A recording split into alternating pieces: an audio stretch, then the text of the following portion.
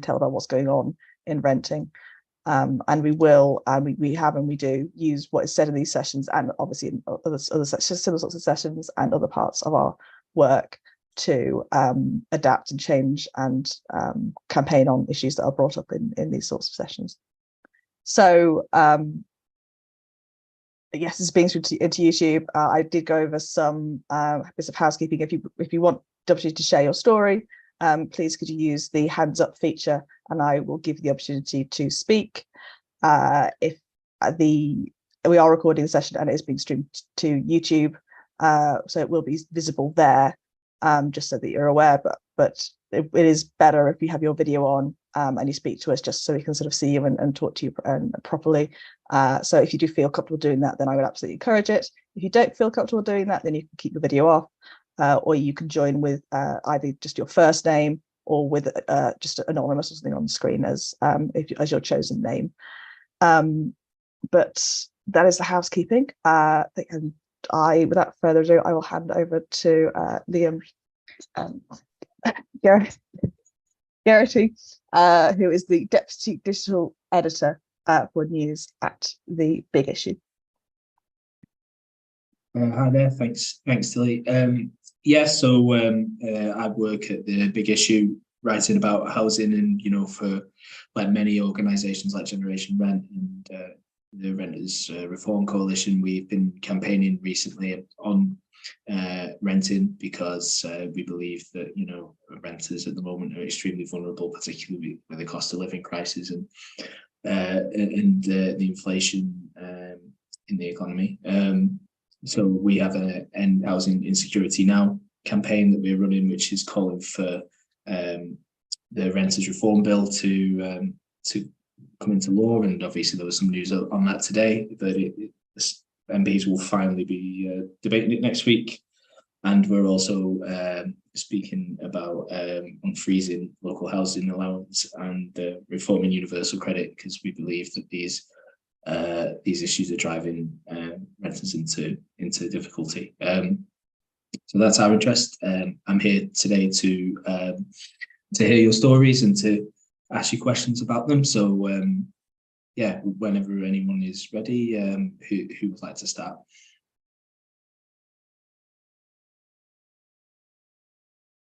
If you want to raise your hand, it's if you go into the More section, and then, which is the 3 dots, and then to raise your hand there, that is how you would do that. You can also leave a comment if you want to have it in the chat, if you're looking to speak. I can start off with some of my own stories if that will help people, inspire people to put them through. So I don't think I have any sort of major horror stories. I think I'm more of just a normal day-to-day issues with renting system, where the last time, and the only time in fact I needed to move out and move out with my parents finally. Well, first time as a proper adult as opposed to a student. I looked to move out from my parents after obviously COVID and the pandemic and sort of everyone moving back home for that sort of time period. It took me between January and May to find somewhere to live, which is 5 months. Which is obviously significantly longer than the 2-month time period than people are given with a Section 21 no fault eviction. So had I been forced to move in that time in the 2 months, I don't quite know what I'd do. I guess obviously I'm lucky I would have moved back with my parents, but not everyone can do that. That's a very privileged thing that people are able to, that I was able to do. And yeah, I think I hammer home the mantle that I have a good landlady. I still think that, and there's still mold problems in the bathroom that aren't going away, and they keep saying they will do things but they don't. Well, not only the bathroom but the kitchen. We have problems, but I didn't still get all the documents at the beginning of my tenancy that everyone is supposed to get. So I think I'm sure there are people here who have way worse experiences than I do, and I'm not pretending otherwise. But I think it's quite interesting that even in a very good experience and a very sort of positive, I'm generally quite positive about my landlady and my experience, there's still problems, and it's still pretty common for landlords not to do the things that they're supposed to do. and fulfill their responsibilities. And just that the rental sector is just the market is so difficult, and it's so difficult to find somewhere to live that's affordable where you want to live. That was my experience. The floor is open to people here if you're interested in opening up about some of the things you've experienced.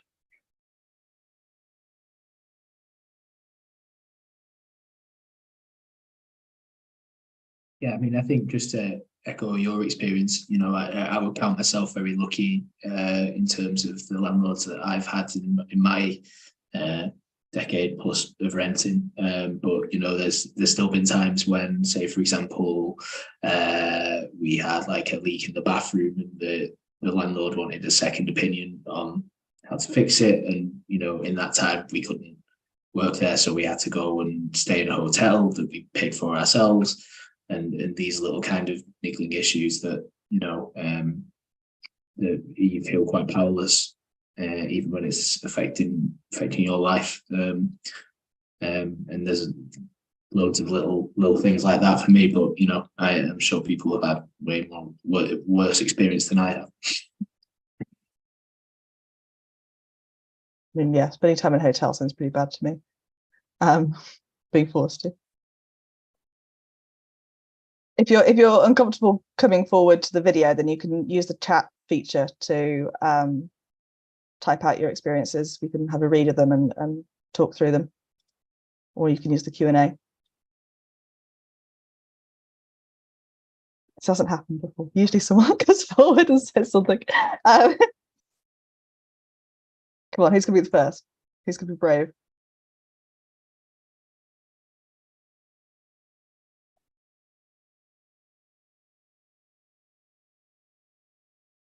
Okay, we have someone who is volunteering to speak. I will we'll sort it out, I think. Yes. Hello. Okay, so not too brave, because I'm not going to turn my camera on. You could say I've seen off 4 landlords in this property, and I'm now on my 5th. I'm also currently going through the 4th cycle of HMO licensing that I've lived through. The 3rd with this particular managing agent. And pretty much most of the things that have been on the schedule of works on the 1st one with this agent, and some of them that were on the 1st one ever, still haven't been done, but the property is still being licensed and no enforcement's happened. So that's my experience. I mean, this agent's particularly hapless anyway, but what I find is the council are not enforcing. They will always say, oh, you know, I've seen worse, when they come round and they look at, you know, cracks in the ceiling. In between licensing inspections, 2 ceilings in this property have come down on people in the middle of the night. And on one occasion, the managing agent had a friend answer her phone and say, she's in bed with a headache. And I was like, the boiler has been leaking, and the leak has got so bad that the ceiling got so damp that the ceiling came down in the middle of the night. Oh, I'm not going to bother her with that. And it doesn't seem like, even with all this sort of licensing, all the regulations that are in place, that if they're not enforced, it's not really helping anyone. Before this licensing inspection, before this licensing cycle came round, she started trying to get rid of people. In one case, it was a text sent just before Christmas the landlord's moving in, he'd like you to move out so he can move in with his family. I doubt the landlord was going to move into a studio, disrepaired studio with his family. She obviously needed to get rid of people so she could say the property was empty, so she could escape the licensing inspection, or escape any fallout from the licensing inspection. Because she hadn't installed enough bench space in the kitchens, one day 7 little kitchen trolleys from Argos were delivered so that she could shove those into each studio and say, this is the kitchen worktop, which obviously they weren't even the right size. That's how silly she is. So I don't know what you do unless councils start to really enforce and work properly. I don't think that things are going to improve. I mean, the mechanisms are there to improve the situation in HMOs, but it doesn't look to me through 4 cycles of failure that it's happening. If with the Renters Reform Bill, obviously there's going to be a greater onus on councils to enforce this kind of thing. Do you have faith that, you know, councils can get better at enforcing these things? No, not really. I mean, we do have the Homes Fitness for Habitation now. So I guess if I had thousands of pounds to spare, I could take my own action under that. Because that now exists, I don't understand. I mean, councils, what the council have said, or what senior people in the council have said, is that they have a right to inspect and a right to require specific works, but they don't have any duty. So they have a right without a duty, so without really a responsibility. So that this means they can pick and choose what they do or how much effort they put into it. And HMO licensing, on the one hand, they promote it as a benefit to tenants, but it does actually raise money for the council because the landlords have to pay for the license. So when they're landlord facing, they're treating the landlord as the client, and it's all couched in terms of trying to help them. So if you look at the guidance on their websites, they're always, you know, we'll help you do such and such, we'll help you to comply, we'll help you. So it's a very odd situation, it seems to me. And, you know, you're living in a property where you're saying the ceiling's been fallen down, you know, what's it like living there day to day? Do you feel safe in the property? How does it feel? How does it affect on your life? It does affect my life, yes. I'm a regulated tenant, so it's kind of, for me, because obviously I have a controlled rent, etc. I have all these other benefits. I've stayed, basically, but obviously I see my housemates or my neighbours who are not regulated tenants. I see their deposits not protected. I see her sort of not doing repairs. The 2 ceilings that came down were in other tenants' rooms. They were in other tenants. One was in a self-contained basement flat in the building, and one was in a studio. But that sort of cavalier attitude to people's safety is quite concerning. And the cavalier attitude to people's money is quite concerning. When she's been asked to return deposits, she's actually said things like, I'm not a wealthy woman. I can't feed my children if I give you this money. My company is not making money.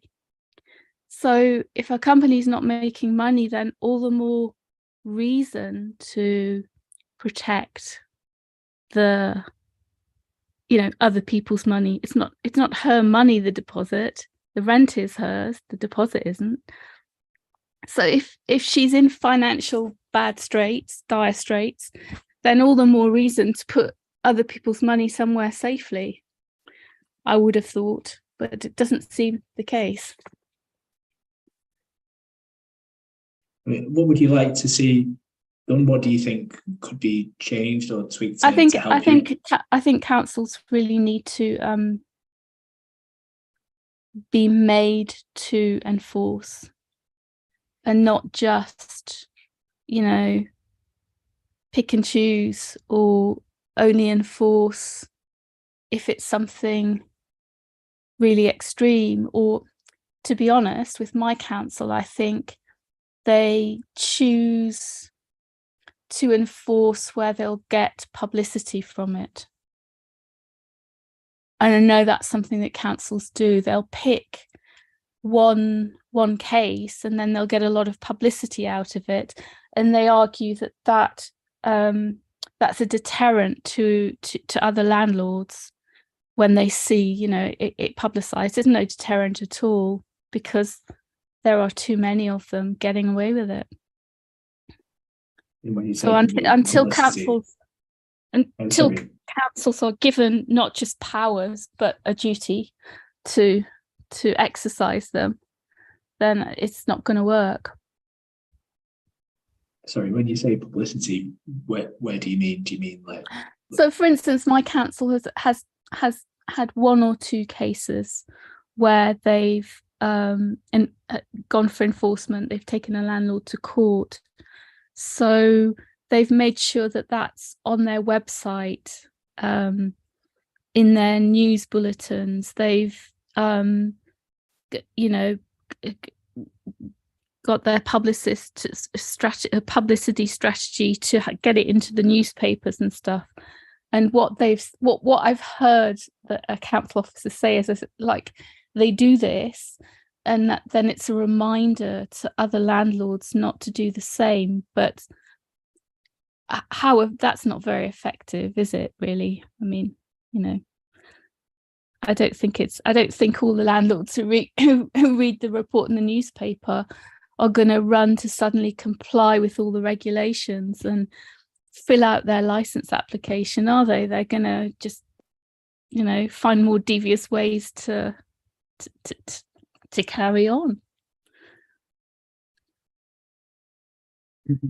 And, when you see tenants or prospective tenants viewing the property, do you ever feel like warning them not to take it or anything like that?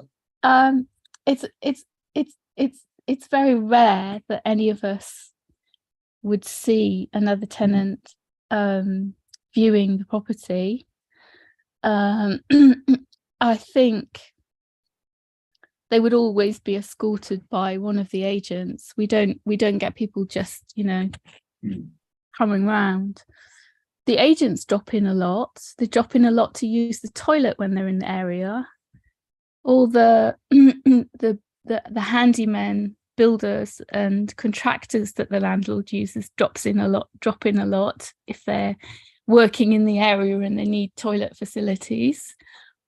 They've all got keys, or there's a door key and a key safe that they can access at the front door. But it would be very rare that we got a chance to speak to a tenant before they moved in. I think some of the tenants are even from overseas. They're overseas students, and they've actually entered the contract before they've come to the UK. So they've not even viewed the property except online on pictures.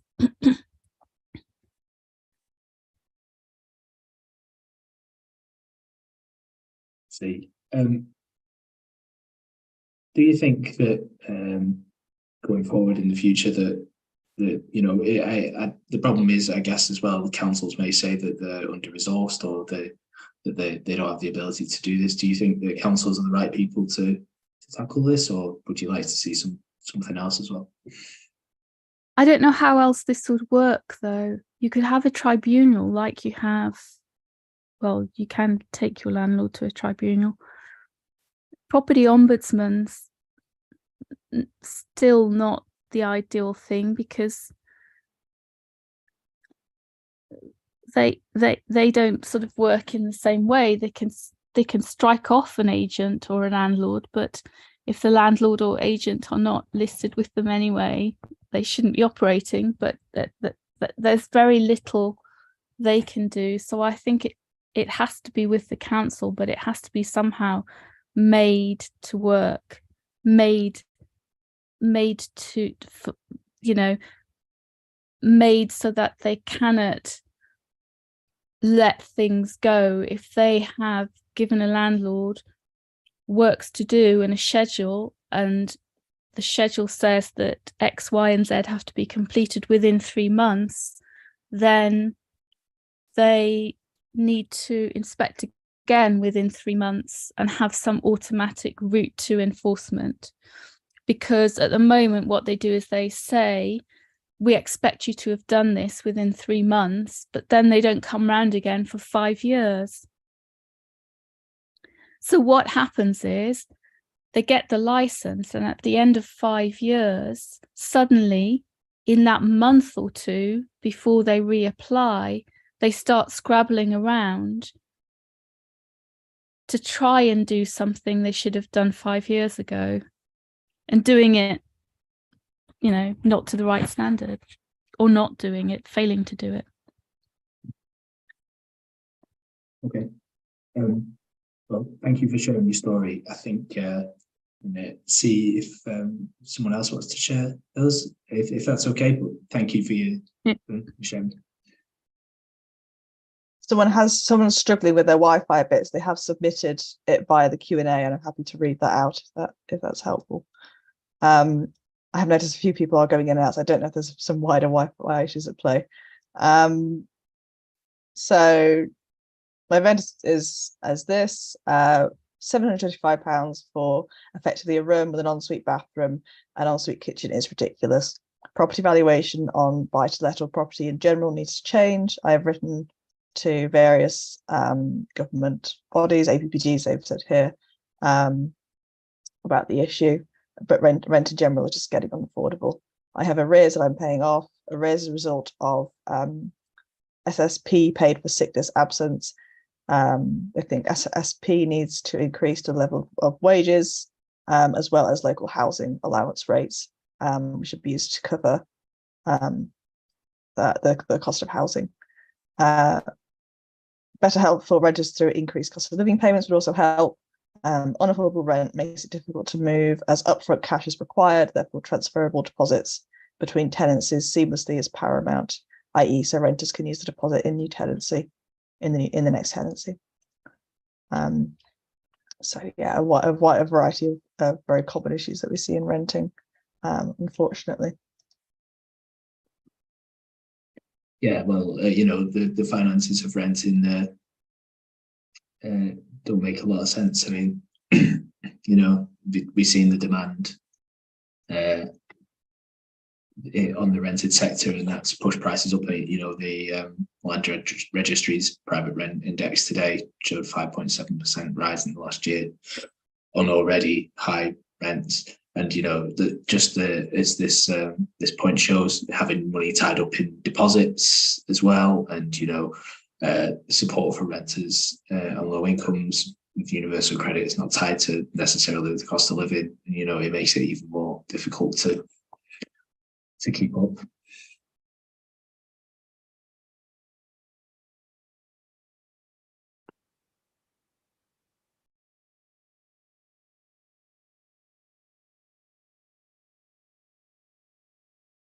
Anyone else is interested in telling a story? Now is the moment to go for it.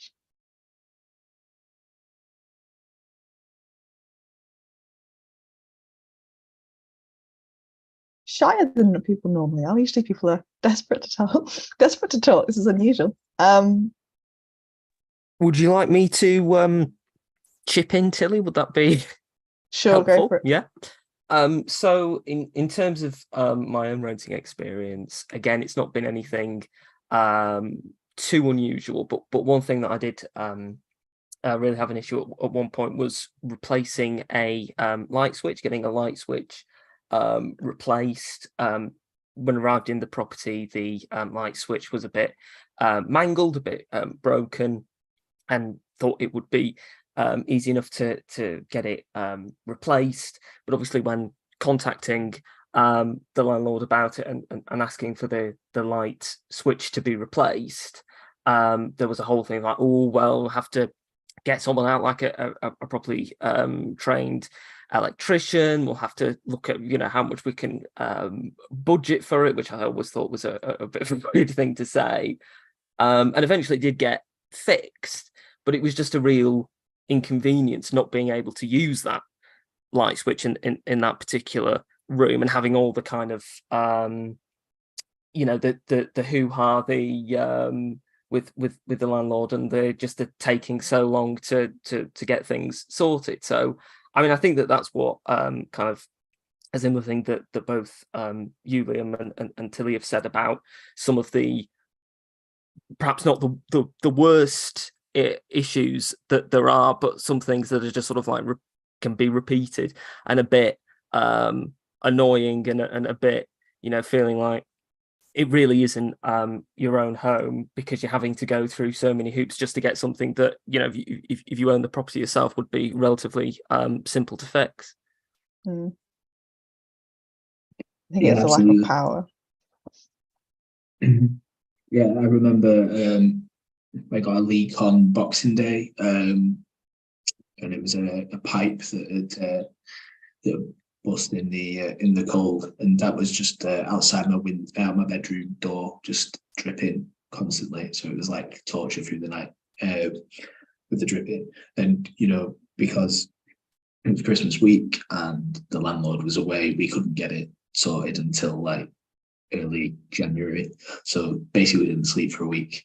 And like you say, this is one of the things that if you had a bit more power, you could take into your own hands and deal with it a lot quicker and save some of the anguish and strain. Yeah.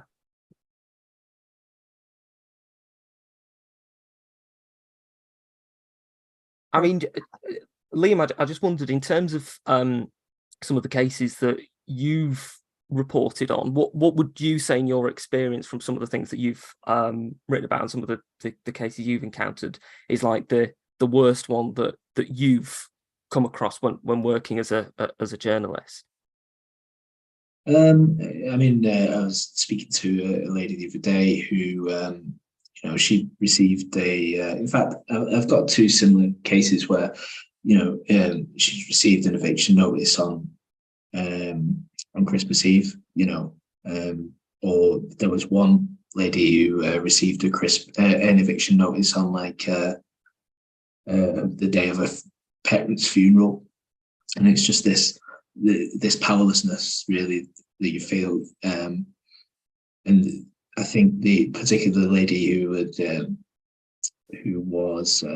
got it on Christmas Eve, she'd had a good relationship with her landlord, and then the landlord just decided he wanted to sell, and that caused a bit of tension, and then that was it. She was just out, and now currently she's living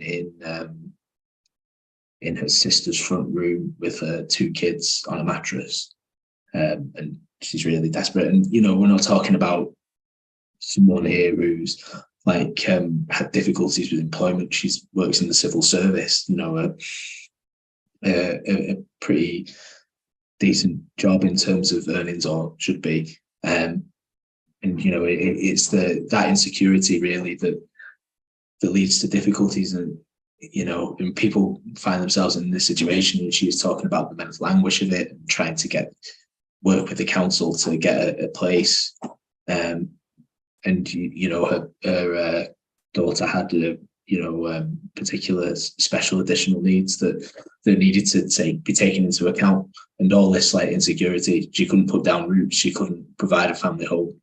And we hear stories about that all the time. In fact, as part of the campaign that we're doing at the moment, we're trying to tell those stories because we know that people are in this position, and that's the only way to show why things need to change. That's, I guess, why you've got this this session on. Mm-hmm. Would you best tell us a bit more about the campaign? It started with us driving a van with Rishi Sunak's face on the side around Westminster, which was a choice. And we were asking the Prime Minister really to kind of step up and act, because rents have continued to go up, and more people, alongside other costs, and more people are getting dragged into that sector. Where especially in the private sector, where they can become homeless. We've seen it reach people higher up the chain, that wouldn't necessarily be thinking about that before.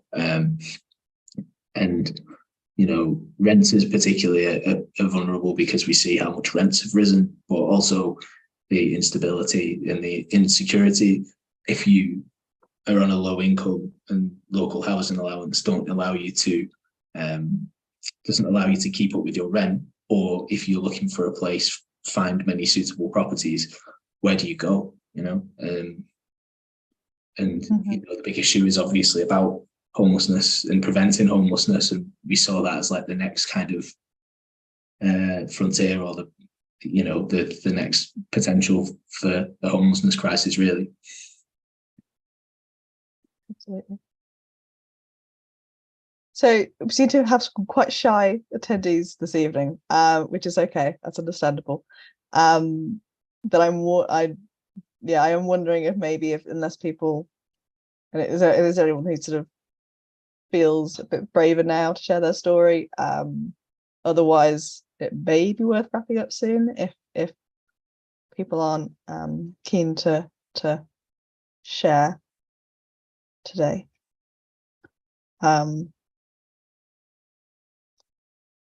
I think that's the sense I'm getting. I'm curious to know what people think about the renters reform and renters reforms, because obviously they've been on the table for a long time, and I want to know if people think it will make a difference when hopefully they come into power. I mean, it's a worry. I get the comment made previously, which is that there's already rules that landlords aren't following and letting agents aren't following. So why is the introduction of new rules? I can understand skepticism. There are obviously, of course, landlords who do follow many of the rules, and I'm sure they'll be following the new rules as well. But I can understand people being concerned about that. I think that, for me, that's about, unless it was an organisation, that's about enforcement and giving local authorities the resources to do that. I'd also take the point that the previous speaker made about sort of it's very outward facing in terms of the way that local authorities communicate with landlords.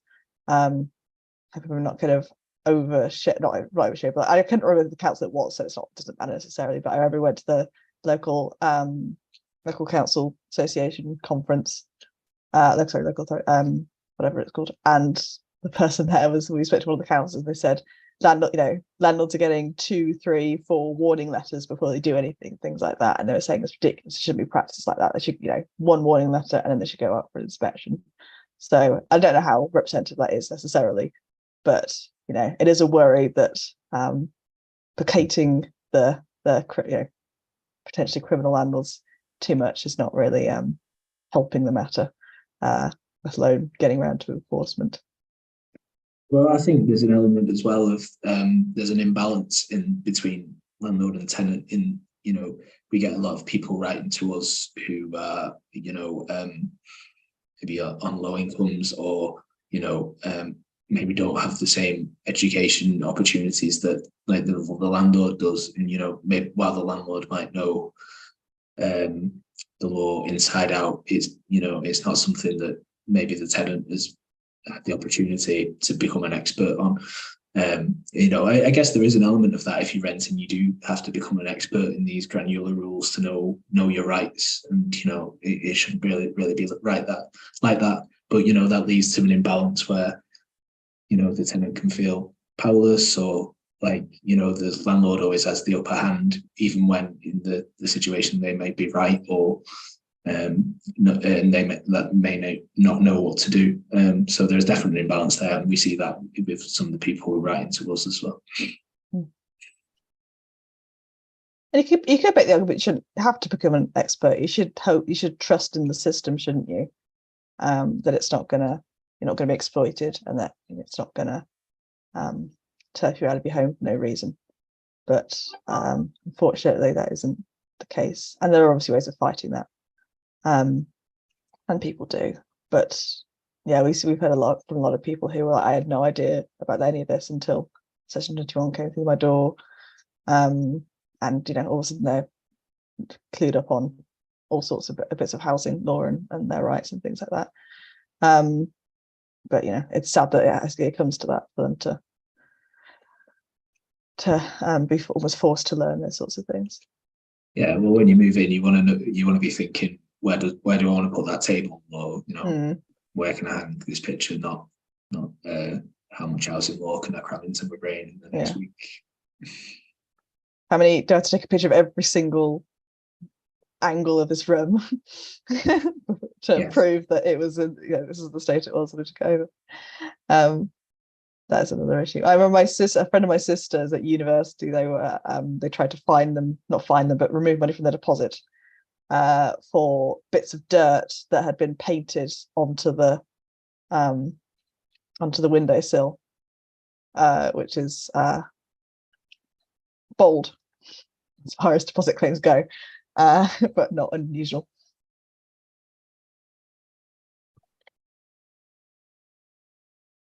Someone has asked in the Q&A, the Rents Reform Bill will not introduce legislation to prevent rents rising, which is a very good point. And they said, what are the main advantages of the Rents Reform Bill for private renters? I don't know if you have a take on that, Liam. Well, it's absolutely correct that it's not going to deal with price problems, and that, I guess, is as much as the principal issue for a lot of people. But we're told it'll raise standards. You look at the English Housing Survey, and private rented properties are the ones with the biggest possible problems and the poorest standard. Bringing in a decent housing standard and a dedicated ombudsman to deal with that may help increase properties. It may not. I guess the proof is in the pudding. Getting rid of Section 21 is something that even the landlords agree with at this point, as long as it's. But that it at the moment there's, I think it's 8 grounds of a possession grounds are coming in its stead. So it remains to be seen how they work and the mechanism for that, and also what survives the passage through Parliament as well, because I'm sure that it's going to trigger a lot of debate. We're talking about things like the right to keep a pet, and and I guess as well, it's supposed to end discrimination against people on benefits or with children, from being excluded from adverts.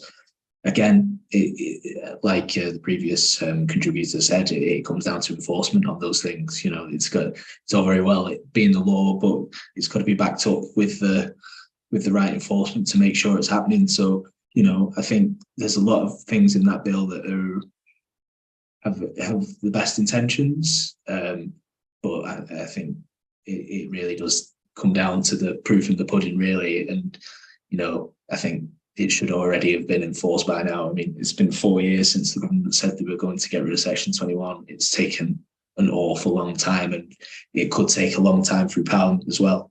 But I think we've got to see how it goes once it's in, because it looks like it's particularly with what Labour have promised as well, it looks like a lot of elements will eventually make it into law.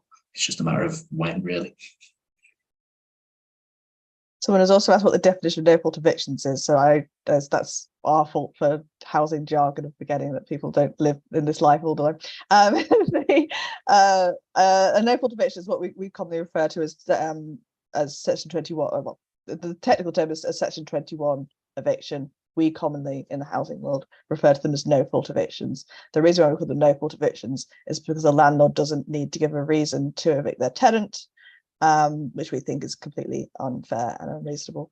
And another aspect to it is it only needs to give tenants 2 months notice before kicking them out of the house, which again we think is a ludicrously short amount of time, especially when the tenant hasn't done anything wrong.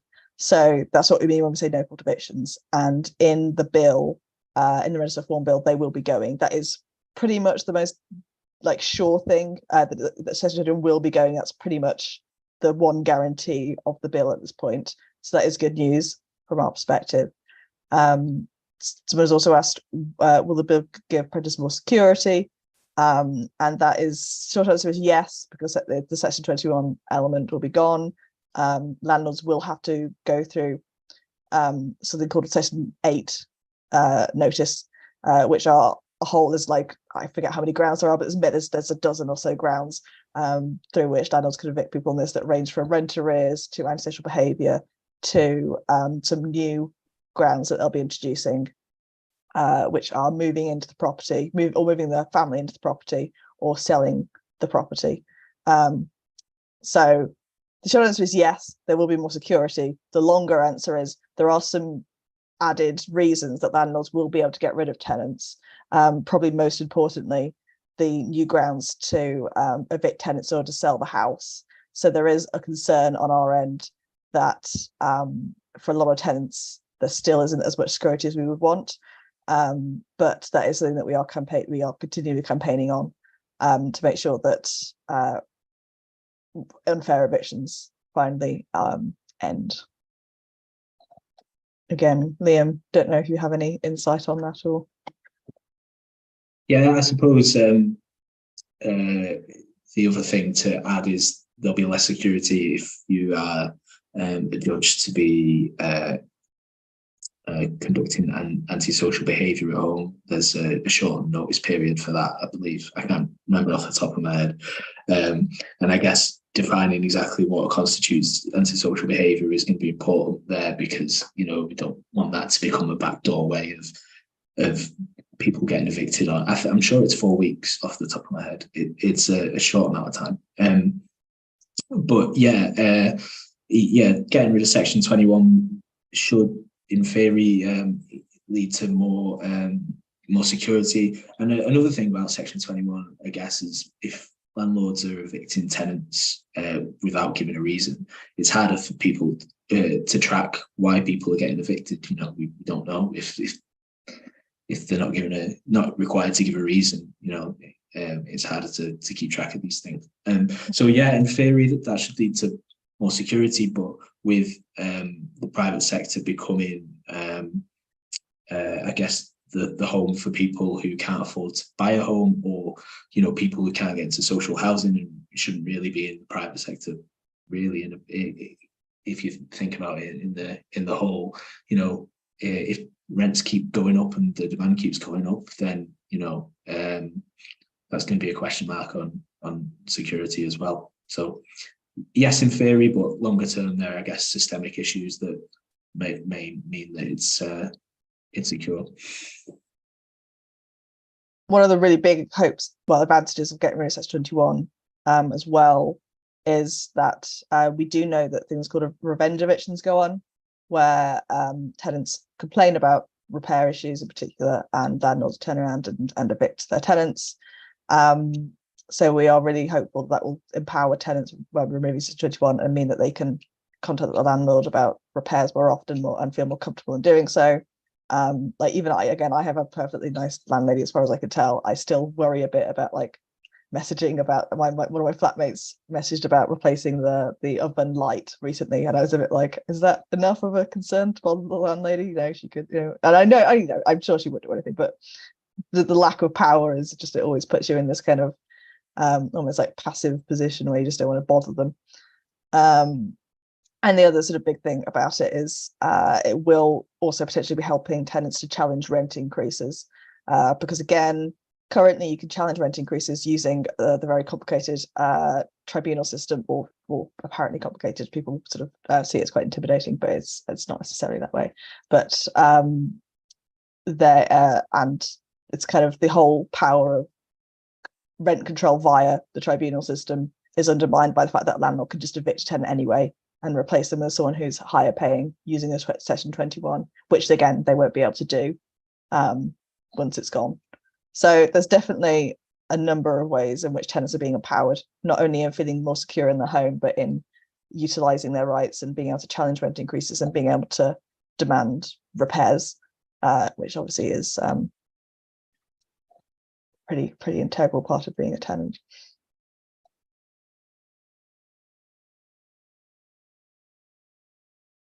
Yeah, and I suppose the other thing about tribunals is, you know, if you do challenge your landlord on a rent increase, there is still going to be the possibility, I believe, that they could judge that the rent should be higher than the landlord wants based on the market rates. And that's something that maybe is a bit of an oversight at the moment. Yeah, absolutely.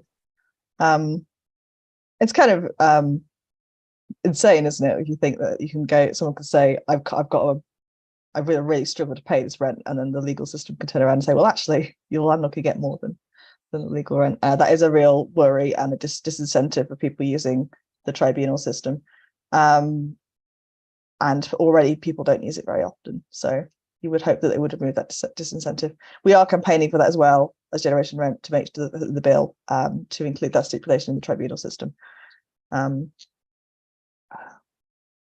So it's something we're very aware of.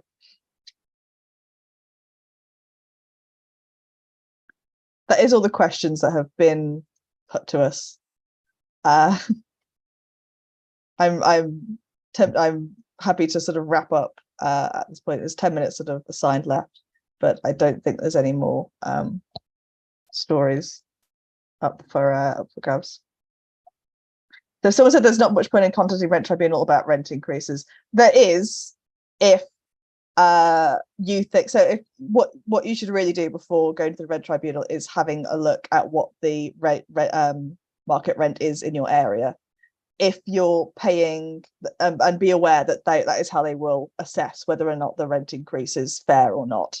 At the very least, what often will happen is, for example, if landlord was £100 rent increase, the Rent Tribunal will say, well, not quite, they'll at least say, well, it should be £50. So it's always, if you think your market rate is relatively close to what you're actually paying, or you think that what the landlord is wanting is a lot more than market rate or more than market rate, then it's definitely worth checking out the tribunal system and using that as a process. And we do have some information on that website, which I'm happy to email around afterwards. But if, for example, you are paying £500 rent and the houses around you or properties around you are £700, then the Rent Tribunal system, and your landlord wants to charge you £600, then the Rent Tribunal system may well turn around and say, well, actually, what your landlord has asked for is lower than the rate around you, so we would request that to be £700. So that is a danger, an ongoing danger, but it's very dependent on what you're paying currently and what your market rents are. So that's something that you would need to have a look at before progressing with that. But as I say, we do have some more information. I'm not an expert on the Rent Tribunal system, but we have some information on our rights that I'd be happy to send around.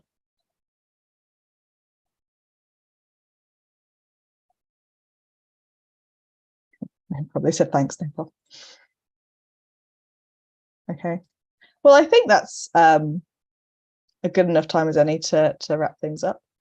Thank you to everyone for contributing and for your questions. It was a good discussion, and we've definitely had a really good discussion with at least one renter who gave some really important insight into what the state of renting is currently. I thank you so much to Liam for chairing the session. You didn't have to give up your evening, and but you did, so very much appreciate that. And obviously all the work that you and the Big Issue doing on renting is exceptional, and we look forward to seeing the continuation of that amazing work.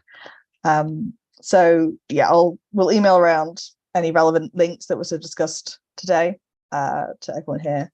But yeah, I'll let Liam say goodbye.